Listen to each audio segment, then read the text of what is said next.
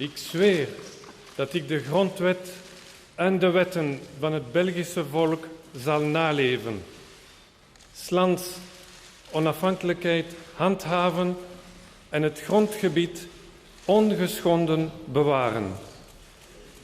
Je jure d'observer la Constitution et les lois du peuple belge, de maintenir l'indépendance nationale et l'intégrité du territoire. Ich schwöre, die Verfassung und die Gesetze des belgischen Volkes zu beachten, die Unabhängigkeit des Landes zu erhalten und die Unversehrtheit des Staatsgebietes zu wahren.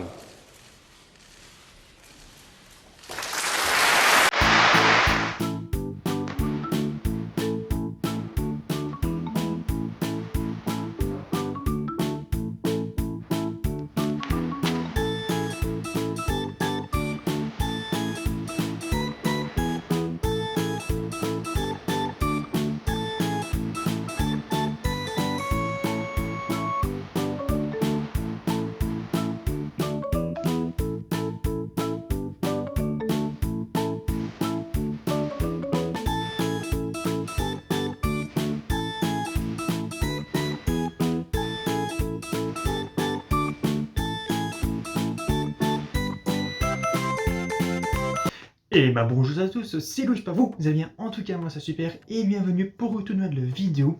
Donc aujourd'hui nous sommes le 15 novembre et aujourd'hui en Belgique c'est la fête du roi.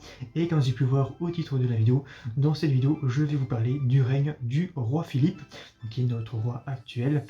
Donc voilà, donc cette vidéo lance une nouvelle série sur ma chaîne où je vais vous parler des différents règnes des différents rois de Belgique. Donc voilà.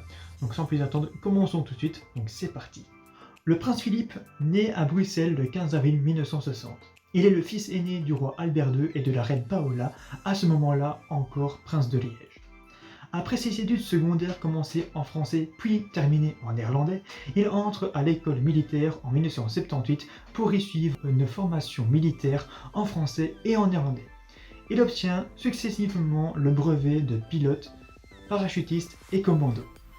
Il effectue des vols en solo à bord d'un Mirage et est promu capitaine en 1983. En 1989, il obtient le grade de colonel et en 2001 sera nommé général-major des forces armées ainsi que amiral de division de la marine.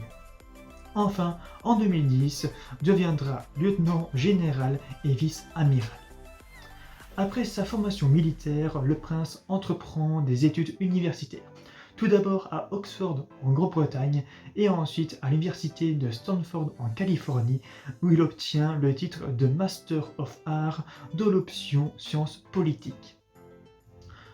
De retour en Belgique, Philippe suit un programme d'études des aspects constitutionnels, politiques, économiques et sociaux de la Belgique. Ensuite, il enchaînera par l'étude des problèmes géopolitiques, stratégiques et de défense. À cette formation théorique vient s'ajouter de longues années de préparation au règne. Le roi Baudouin Ier a considéré Philippe comme le fils qu'il n'a pu avoir et l'a initié à la fonction royale. Dans l'opinion publique, il ne faisait aucun doute qu'il était devenu l'héritier du trône. Mais à la surprise générale, ce sera Albert qui succédera à son frère en tant qu'héritier constitutionnel et le prince Philippe endossera la fonction du président d'honneur de l'office du commerce extérieur, ce qui le placera à la tête de quelques 70 missions économiques aux quatre coins du monde. Très minutieux, le prince a eu à cœur de préparer chacun de ses missions dans les moindres détails et de se faire apprécier par les hommes d'affaires. À l'exemple de son père, il a acquis au cours de ces 20 dernières années une formation indubitable de futur roi. Depuis la création du royaume en Belgique, aucun monarque n'avait bénéficié d'une formation aussi poussée que Philippe. Il est incontestablement le prince le mieux préparé pour régner. Et pourtant, les avis sont mitigés, principalement au nord du pays. Perçu comme un prince timide, mal à l'aise et maladroit, il a prononcé quelques phrases assassines qui sont restées à travers de la gorge des nationalistes flamands.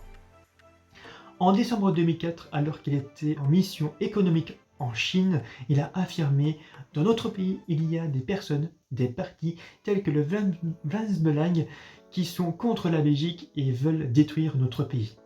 Je peux vous assurer qu'ils auront affaire à moi. Je peux être coriace, je ne me laisserai pas marcher sur les pieds. » Il s'agit là d'une opinion qui pouvait difficilement être qualifiée de neutre. Dans la presse flamande, le prince était souvent critiqué et sous la pression en 2007, il a pris à partie deux journalistes flamands et les a menacés. Si vous continuez dans ce ton critique sur moi, je vais vous éviter d'entrer encore au palais. Tollé général. Les courants nationalistes flamands veillent soigneusement à ce que ces gaffes ne tombent pas dans l'oubli et il fait souvent référence dans sa croisade contre la monarchie. Alors que Philippe semblait vouloir s'endurcir dans le cinéma, il créa la surprise en annonçant ses fiançailles en septembre 1999, l'élu de son cœur, Mathilde Dudenkem d'Alco, issue d'une famille noble belge. D'emblée, la jeune femme conquiert le cœur des Belges et provoque un véritable Mathilde-mania à l'occasion de ses différentes joyeuses entrées. Le mariage est célébré le 4 décembre 1999. Le couple aura 4 enfants. En première, nous aurons Elisabeth, née le 25 octobre 2001, princesse héritière et donc future reine des Belges. Donc elle sera d'ailleurs la première reine des Belges. Ensuite, Gabriel, né le 20 août 2003. Ensuite, Emmanuel, né le 4 octobre 2005. Et enfin, Éléonore, née le 16 avril 2008. Quoique l'application ne soit pas une tradition en Belgique, le roi Albert II, âgé de 79 ans, annonce le 3 juillet 2013 qu'il abdiquera pour raison de santé liée à son âge le 21 juillet suivant, date de la fête nationale belge. Il précise que son fils Philippe est fin prêt à monter sur le trône et qu'il bénéficie de toute sa confiance. Après une émouvante cérémonie d'abdication, Philippe a prêté le serment constitutionnel devant les chambres réunies et les membres de la famille royale. Alors que toute la Belgique retenait son souffle lorsqu'il a entamé son discours, le nouveau roi a surpris tout le monde par le ton déterminé et l'assurance avec laquelle il s'est exprimé. Il ne faisait aucun doute que le timide prince Philippe s'était mué en roi Philippe, conscient de ses nouvelles responsabilités de chef d'État. Donc voilà, donc sans plus attendre, je vais vous laisser avec le premier discours du roi Philippe, qui sera d'ailleurs en français et en néerlandais, et moi je vous retrouve juste après, donc à tout de suite. Majestéiten, Majesté, Monsieur le Président de la Chambre des représentants, mevrouw de voorzitter van de Senaat, dames en heren volksvertegenwoordigers en senatoren, mesdames et messieurs les députés et sénateurs. Ik heb zo net voor u de grondwettelijke eed afgelegd. Ik ben me bewust van de verantwoordelijkheid die voortaan op mij rust. Deze eed is een plechtige belofte die de bijna 200 jaar oude vertrouwensrelatie tussen de koning en het Belgische volk hernieuwt. Je succède aujourd'hui à 6 autres rois, dont mon père, le roi Albert. Sire, pendant 20 ans, vous avez entretenu cette confiance en vous montrant, d'une part, proche de tous, chaleureux et profondément humain, et d'autre part, attentif et engagé dans l'exercice de votre responsabilité de chef de l'État. La reine Paola vous a secondé dans votre tâche tout en se consacrant plus spécialement à des domaines essentiels tels que l'enseignement et la culture. Sereen, waardig en met grote toewijding hebt u het Belgische volk op moeilijke maar ook op gelukkige momenten begeleidt. In een tijdperk dat gekenmerkt wordt door diepgaande veranderingen wereldwijd. Wij zijn u daar dankbaar voor. Je me rends compte de la chance que j'ai de pouvoir compter sur le soutien permanent de mon épouse, la reine Mathilde. Chère Mathilde, depuis de nombreuses années, tu t'es investie de tout ton cœur dans de nombreuses activités. Je hebt een aangeboren zin voor menselijk contact. Met onze dierbare kinderen beginnen we vol vertrouwen aan dit nieuwe hoofdstuk van ons leven en van ons land. Mesdames et messieurs, j'entame mon règne avec la volonté de me mettre au service de tous les Belges. Je travaillerai pour cela en parfaite entente avec le gouvernement dans le respect de la Constitution. Au cours des années écoulées, j'ai pu tisser des liens de plus en plus forts avec de très nombreux concitoyens. Je compte intensifier ce dialogue. De rijkdom van ons land en van ons institutioneel stelsel bestaat er mede in dat we van onze verscheidenheid een sterkte maken. Telkens weer vinden we het evenwicht tussen eenheid en verscheidenheid. De sterkte van België is precies dat we zin geven aan onze verscheidenheid.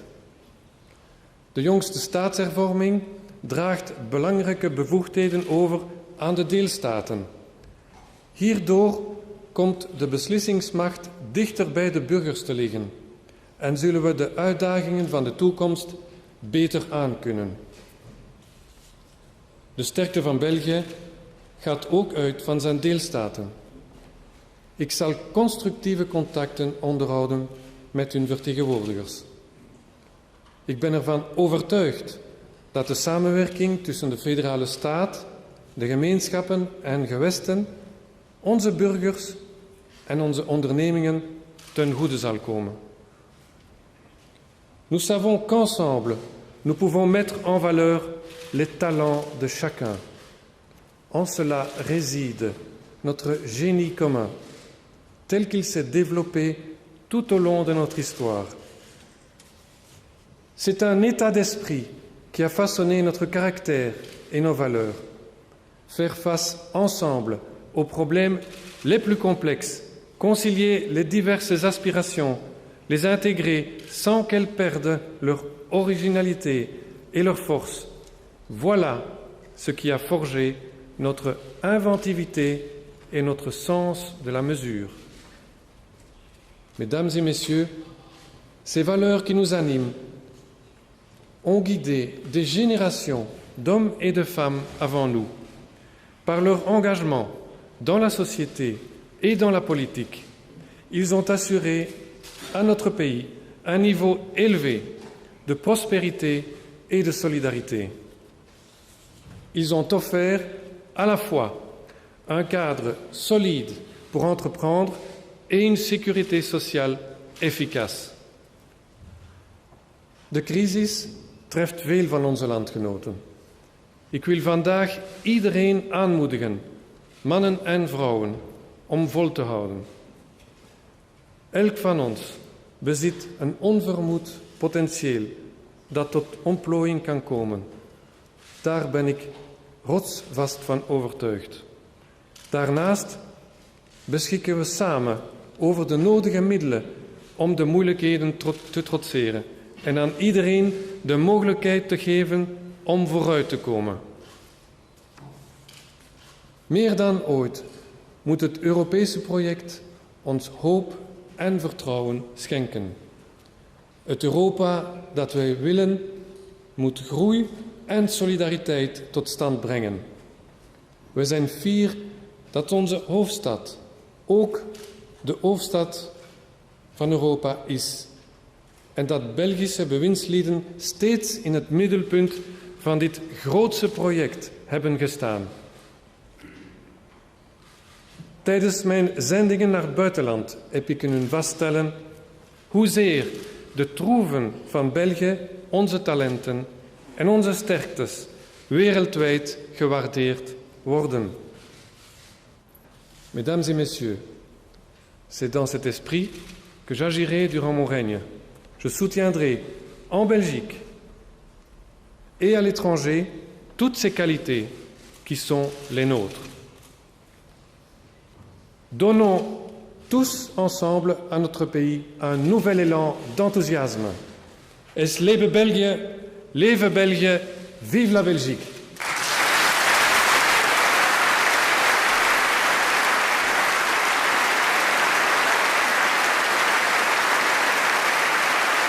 Très longuement applaudi par l'Assemblée et le sera aussi par la population venue nombreuse des 4 coins du pays.